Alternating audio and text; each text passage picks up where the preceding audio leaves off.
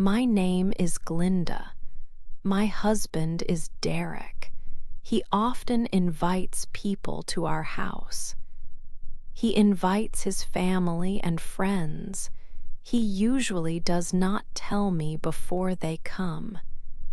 He tells me on the same day. He says, "They are coming in a few hours," with a happy face. This is always a surprise for me. It is usually not a happy surprise for me. Our house is often not completely ready for guests. Sometimes we do not have enough food or drinks for extra people. So I have to go to the shop very fast. I have to clean the house very fast. I must clean the living room, the kitchen, maybe the bathroom. Then I have to cook a big meal quickly for everyone. This is very hard work for me to do in a short time. I feel very tired when this happens. I feel stressed and not happy about it. It feels like I am a busy worker, not his wife who shares the home. Derek's family visits sometimes. They look at everything in our house. They look at the furniture, the walls, the clean floor. They look at the food on the table. They talk about everything they see. They often judge things. If the house is not perfect, they talk about it later. If the food is not very good, they talk about that too. Derek always says to me, "It does not matter what they think. They do not care." But I think he is wrong. I think he knows they care and they judge. He just does not want to say it or think about it. I remember one Saturday afternoon very well. Derek came home at lunchtime. He said, "Good news. My brother and his wife are coming for dinner tonight." He said they would come at 7 o'clock in the evening. That was only 6 hours from that moment. I was already feeling very tired that day. I wanted a quiet weekend to rest at home, but I made a sound like air leaving my body, a sigh. I knew I must start working very quickly. I began to clean the house very fast. I cleaned the floors in the main rooms. I cleaned the bathroom so it looked nice. Then I had to rush to the supermarket to buy food for 4 people. I bought chicken for the main dish, some salad things, and a cake for dessert. I came home and cooked dinner for 3 hours in the kitchen. When Derek's brother and his wife came, his wife looked around the living room. She looked at the curtains. She asked me, "Are those new curtains?" But the way she looked and spoke made me feel that she did not like them at all. I smiled, but I felt very small and unimportant inside. Derek was happy. He laughed and talked loudly with his brother. He did not look at me. He did not see my tired face or how I felt. After they left our house, I had to wash all the dishes from dinner. Derek sat on the sofa and watched television. I felt very alone that night while I cleaned the kitchen. This happened many times over the years we were married.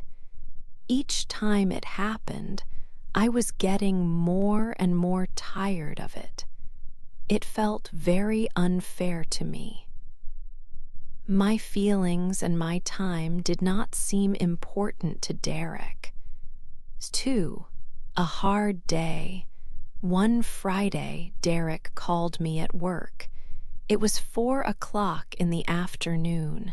His voice was happy. "Good news," he said. "My parents and my aunt are coming for dinner tonight. They will be here at 8 o'clock. I looked at the clock on my wall. 4 hours. Only 4 hours. My office was not close to my house. I would arrive home much later. That left only a short time to prepare everything. His mother and his aunt were coming. They always looked very carefully at the house and the food. I felt a heavy feeling inside me. I felt very, very tired. I felt like a string that was pulled too much. Something inside me just broke. I could not do it again. I could not rush home, clean fast, run to the shop, and cook a big dinner in only a little time. Not again. I said, "Okay, Derek." My voice was quiet, but my mind was clear. I made a decision. I left work. I got in my car, but I did not drive to my house. I drove to a small park near a lake. I found a quiet place to sit on a bench. The sun was low in the sky. Birds were singing. It was quiet and peaceful. I turned off my phone. I just sat there. I watched the water. I watched the trees. I breathed slowly. For the first time in a long time, I felt a little peace. I thought about Derek. Was he home? Was he worried? Was he starting to clean or cook?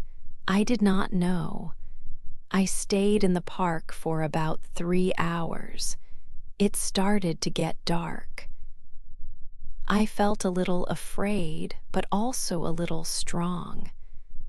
I knew I had to go home, but I was not ready for Derek's reaction. I turned my phone back on. There were many missed calls from Derek. Many messages came. Some messages were angry. One message said, "I canceled the dinner. They are not coming. Where are you?" I read the messages. I felt a mix of fear and a strange calm. I knew Derek would be very angry, but I also knew I could not live the old way anymore. Things had to change. I drove home slowly. My heart was beating fast, but my mind was quiet. The hard day was not finished, but I felt I had done the right thing for me. 3. He is quiet. When I came back to the house, Derek was there. He was sitting on the sofa. The television was off. The house felt dark and very quiet. It was not a happy quiet. Derek looked at me when I came in. His face did not look happy at all. It looked hard, like stone. "Where were you?" he asked. His voice was cold, like winter ice. I answered him simply, "I needed some time away from everything." I did not want to start a big fight right then, after the day I had. Derek said to me, "My parents and my aunt were going to come here for dinner." I had to call them and say no very quickly. It was very embarrassing for me to do that. I heard his words. I nodded my head slowly, understanding what he felt, but also feeling my own feelings. I asked him then, "What were you going to make for dinner for them?" I wanted to know if he had even thought about cooking or preparing food. He turned his head away from me. He did not look at my face. "I don't know," he said quietly. Then he added, very softly, "Maybe it is good that they did not come here tonight." He did not ask if I was okay after being out. He did not ask why I felt I needed time away from our home and from him. He just seemed angry and unhappy about his own situation. For the next few days, he did not talk to me very much at all. He was quiet and looked sad or angry most of the time. He often made loud sounds when he breathed out, like a deep sigh, showing he was unhappy. He made me feel like I was the bad person, the reason for all the problems we had. One evening, after many quiet days had passed like this, he finally spoke to me again. His words were not kind or understanding. "You are the problem, Glinda," he said directly to me. "You cannot just be easy about things in life. You worry too much about small things. You are not helpful or cooperative." His words made me feel a deep sadness inside. They hurt my feelings like a sharp stone. But this time, I did not cry tears like I might have before. It felt like a strong wall was starting to grow inside me, around my heart, protecting it a little. I spoke to him then. My voice was not loud or angry, but it was clear and steady. "Derek," I said, "I have told you many times before this happened. I am happy to have guests come to our house. I like to share our home, but I need you to tell me earlier than a few hours before they come. Maybe 1 day or 2 days before. That is all I ask from you. It is not about worrying too much or being difficult. It is about showing respect. Respect for me and respect for my time and my work." He moved his head from side to side, saying no to my words. "You just like to make things difficult for me," he said again. He stood up quickly from the sofa. He walked away from me and went into the bedroom we share. He closed the door loudly behind him. The cold silence stayed in the house after he left the room. He did not talk to me for many more days. The quiet feeling in our house was very heavy, like a dark cloud. I felt sad because we were not speaking to each other like husband and wife should. But I also felt a little bit stronger inside my heart. I started to truly believe that I was not the problem in our marriage. Maybe he was the one with the problem, the one who could not understand. This difficult time was hard to live through, but it also felt like a big change was happening for me. 4 sad days. After our big fight, the days were very difficult. We lived in the same house, under the same roof, but it felt like we lived in different countries. We did not talk much, almost nothing at all. We were like two people who did not know each other. It was very strange. Derek spoke to me only when he needed something simple. "Is there any milk?" he would ask. Or, "Did you see my keys?" His voice was flat. There was no warmth in it, no kindness. He did not smile at me. He did not look at me for long. I tried to talk to him a few times. I said, "Derek, we need to talk about what happened. We need to talk about us." But he always had a reason not to talk. He would say, "I am very tired tonight," or "I have a lot of work I must finish." Or sometimes he would just stand up and walk out of the room. He did not want to listen to my feelings. It felt like a quiet, cold fight between us. No words were spoken about the problem, but the silence was loud. I felt he was angry with me. I felt he was punishing me by not talking. He wanted me to feel bad. He wanted me to say I was sorry for not being home that day. He wanted me to go back to being the wife who always did what he wanted.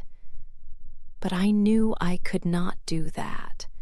I did not want to be that person anymore. I started to think a lot about my life, about our marriage. When we first met, Derek was a happy person. He made me laugh. We were a team.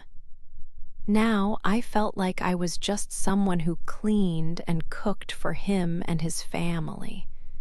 Was this really what a marriage was? Was this love? To feel worried and not important, to be called difficult just because I asked for respect. So I decided to change something. I started to do things just for myself, small things that made me feel better. I read books that I liked, books that maybe he would not like. I called my old friends I had not talked to much since I married Derek. We talked for a long time about everything. I started to go for walks alone in the park near our house. I sat on a bench. I looked at the trees. I felt the sun on my face. I felt the quiet. Every day, doing these small things, I felt a little bit better. It was like finding a small piece of my old self again. The Glinda I was before all the stress and the surprise guests. I was still sad about the distance between me and Derek.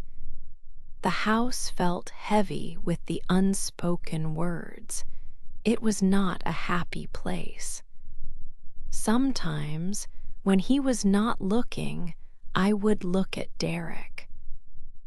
He looked unhappy too. His face was often serious.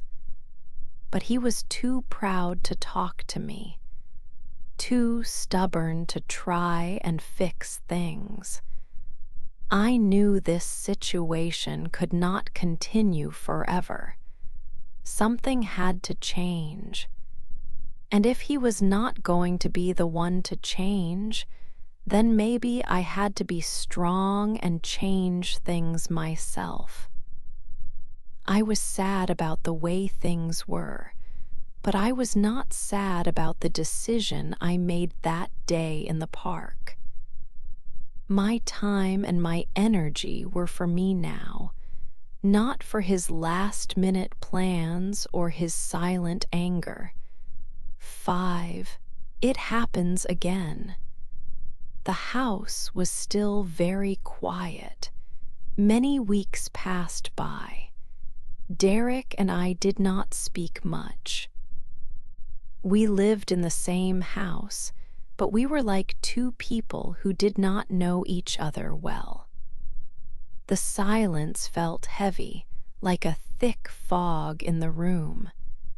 I was slowly getting used to this life. I was not truly happy, but I was not sad all the time now. I stopped trying to make Derek talk.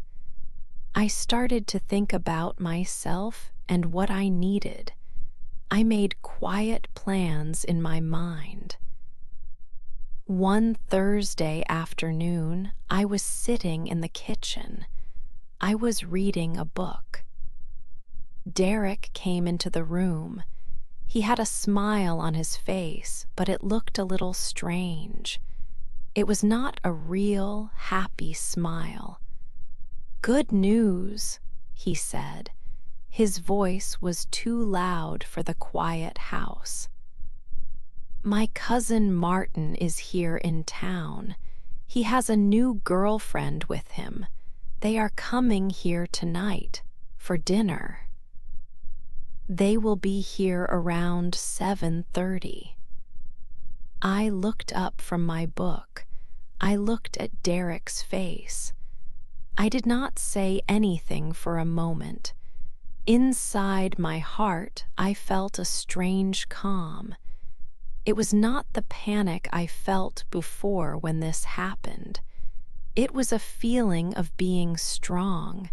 I knew what I was going to do. I was going to do nothing. "Okay," I said quietly. I looked back down at my book and started to read again. Derek did not move. He stood there for a moment. He looked surprised. Maybe he thought I would jump up and start running around. He waited. Then he spoke again.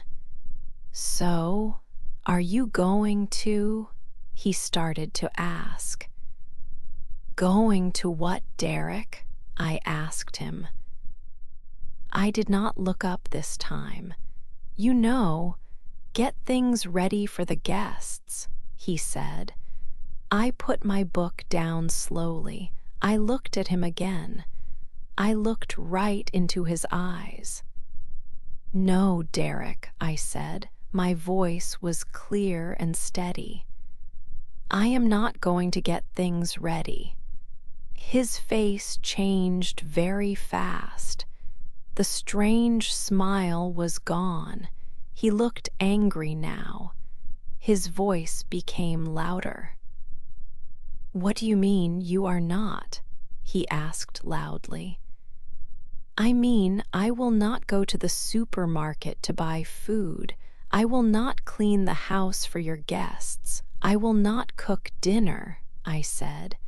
My voice was still quiet. "I had a long day at work. I am tired. I want to relax tonight." He stared at me with wide eyes. He could not believe what I was saying. "But they are coming."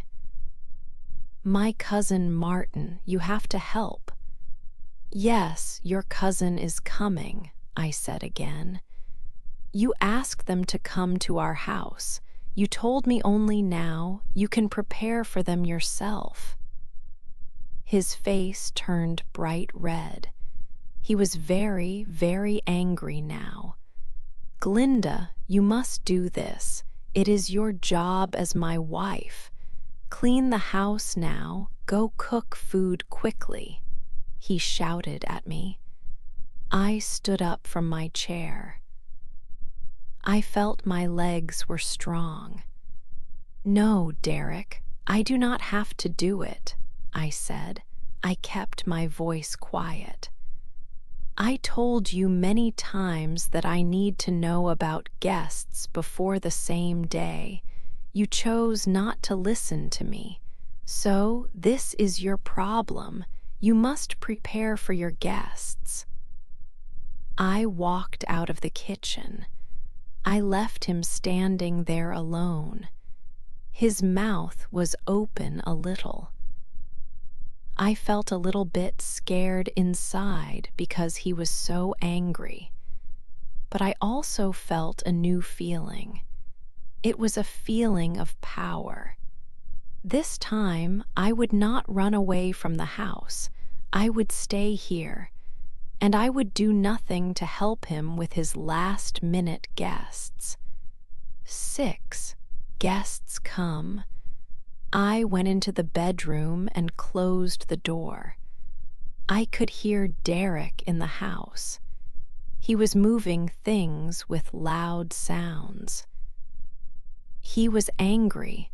I put on my headphones and listened to some music. I wanted to feel calm. Around 7 o'clock in the evening, I left the bedroom. I walked into the living room. It looked like a usual day. There were magazines on the table. There was a cup from the morning. It was not ready for visitors. The kitchen was worse. Derek had tried to cook something. There were pots on the cooker, but there was no food cooking. It looked like he stopped trying. The table and the floor were dirty. Derek was in the living room. He was walking back and forth. He looked very stressed. He looked angry too. When he saw me, he looked at me with hard eyes. "Are you really doing this?" he asked quietly, sounding angry. "Doing what, Derek?" "Sitting in my house," I asked. Just then the front door bell rang. Derek looked very white, then very red. He quickly touched his hair. Then he went to open the door. His cousin Martin came in with a woman. I did not know her. They were smiling. "Hello, Derek. Good to see you. This is Chloe," Martin said. "Martin, Chloe. Come in, please," Derek said. He tried to sound happy. Chloe looked around the house. Her smile changed a little. She looked at the kitchen. Martin also looked quickly at the kitchen. They could see it was not clean. They looked a little surprised. I could feel that Derek felt very embarrassed. Derek showed me to them. "This is my wife, Glinda," he said. I smiled politely. "Hello, Martin, Chloe. It is nice to meet you," I said. There was a quiet moment. Chloe looked towards the kitchen again. She wanted to be helpful. "Is there anything I can help with for dinner?" she asked. This was my time to speak. I smiled a little. "Oh, dinner. Yes, I was thinking about that too. I wanted pizza tonight, so I ordered a pizza just for myself. It should be here soon," I said. I looked at Derek. "Derek, what will you give your guests to eat? Maybe you can clean the kitchen and cook something for them yourself. I will eat my pizza in peace." Martin looked very surprised. Chloe looked like she wanted to disappear. Derek's face was full of anger. He looked very, very angry. He was also very shocked. 7. After the visit. The room became very quiet after I spoke. Martin looked at Derek, then at me. Chloe looked very uncomfortable. I think they both wanted to leave our house quickly. Derek did not say anything for a moment. He just stood there. After some time, Martin spoke. Derek," he said, "Chloe and I had a big lunch. We are not very hungry. Maybe we should meet another time." "Yes," Chloe said fast. "Another time would be good." "We should go now." Derek said something quiet like, "Okay." He walked with them to the door. I heard short goodbyes. Then the door closed. The guests left very quickly. Derek turned back to me. His face was dark. He was very angry. But he did not shout this time. He just looked at me with cold eyes. Then he turned and walked away from me. He went into the spare bedroom. I heard the door close loudly. He slammed the door. My pizza arrived a few minutes later. I ate it alone in the kitchen. Derek had tried to cook, and the kitchen was a mess. The pizza tasted good. I felt a strange calm inside. I had done it. I had stood up for myself. The family did not visit without asking after that night. Derek told me later that his mother called him. She asked if everything was okay because Martin said their visit was unusual. I just nodded. They understood the message.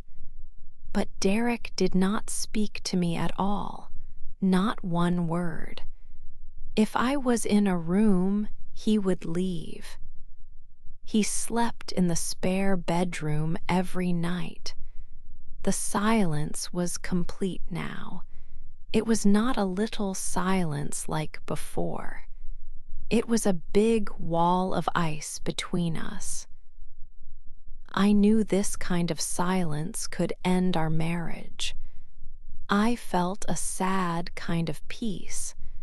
I was not fighting anymore. I was not trying to make him understand. I was just waiting. But I did not know what I was waiting for anymore. 8. A new start. The house stayed very quiet for 2 weeks. Derek did not speak a single word to me. He moved through the house like a ghost, always making sure he did not look at me or be in the same room for long. He probably thought that his long silence would make me feel bad and ask for his forgiveness. But I had changed inside. I was not the same person anymore. I was very tired of the silence and the problems that never stopped. I knew deep in my heart that I could not live this kind of life anymore.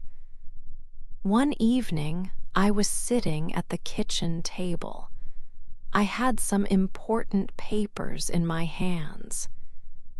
Derek came into the kitchen to get a glass of water. He saw me sitting there, and just like he had done for 14 days, he turned quickly to leave the room. "Derek, please wait," I said. My voice was quiet, but it was very steady. He stopped moving, but he kept his back towards me. He did not turn around to face me. "If this is how you want things to be," I continued talking, "this silence between us, this feeling of nothing, Then I cannot stay. I am finished trying to make you understand how I feel. I am finished being the only one who tries to make things better. He still did not move or say anything. I stood up from the table. I walked slowly over to where he was standing.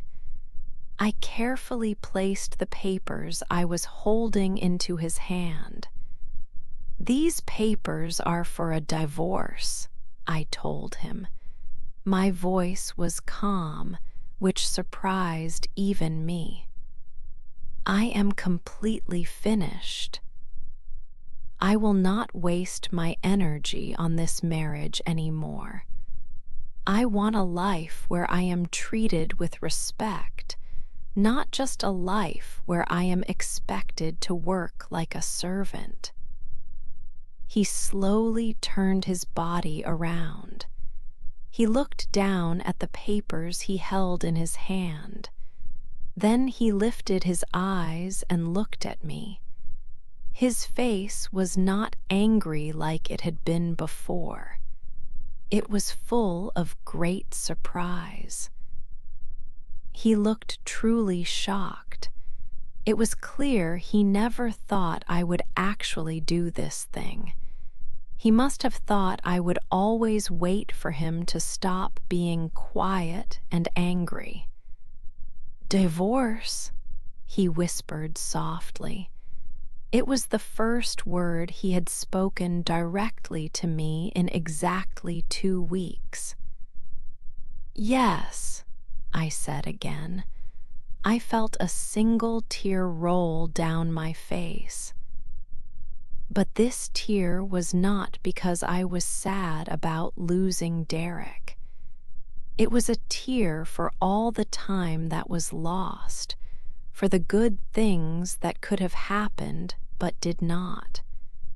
But more than anything, I felt a feeling of lightness. It felt like a very heavy weight had been lifted from my shoulders. "I was not being difficult, Derek," I said quietly. "I was simply asking for respect. You were not able to give that to me. So, I am now giving myself the chance to find happiness." I walked away from him, leaving him standing there alone with the papers in his hand. I went into the bedroom that was now just mine and started to pack a small bag with some clothes. I planned to stay at my sister's house for a short time. As I put my things into the bag, a small smile slowly came onto my face. Derek was shocked, yes, but I felt happy. Or at least, I felt I was starting on the road to finding happiness. The path in front of me was not clear yet, but it was my path. My energy belonged to me now. I would not let it be wasted anymore.